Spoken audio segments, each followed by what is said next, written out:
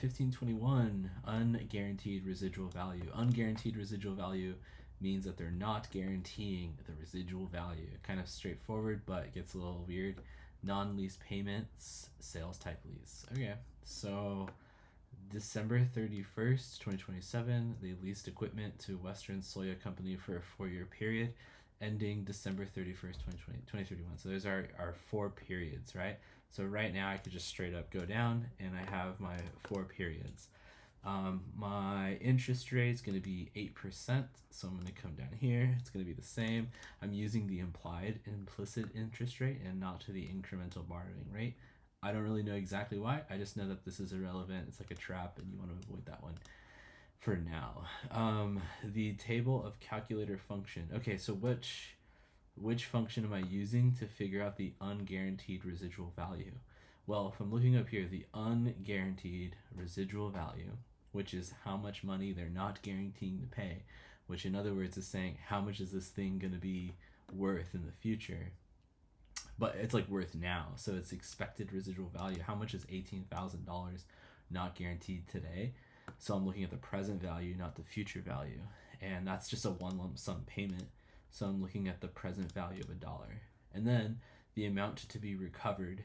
So how much is my my thing sold for, whatever this is, this piece of equipment sold for. 388,827 is how much I have to recover. 388,827, it's a sales lease, right? I think that should be one of the reasons. And then we're less present value of unguaranteed residual value. So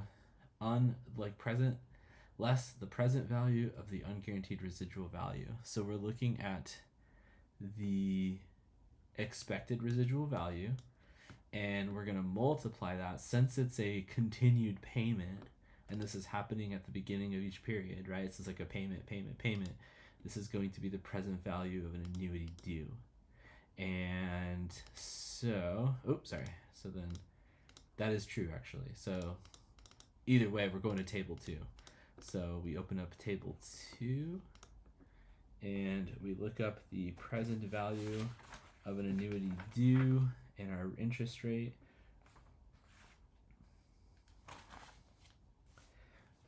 What is our interest rate here? Let's see here.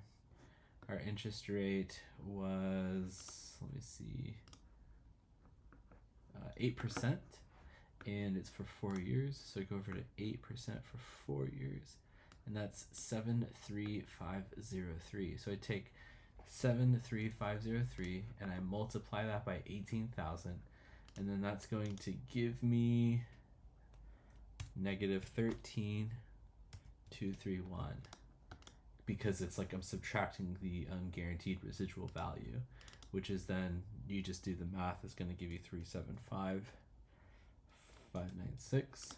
And then down here, the lease payment, again, that's our present value of an annuity due. Since it's a lease payment, it's an annuity due. It's not a lump sum. And so the lease payment's beginning at the beginning of each 4 years. So if I come on up and I look, here it is, 109. So I go down here and I type 109, 123. The actual lease payment is 105, 123, because there's a $4,000 maintenance fee attached to that.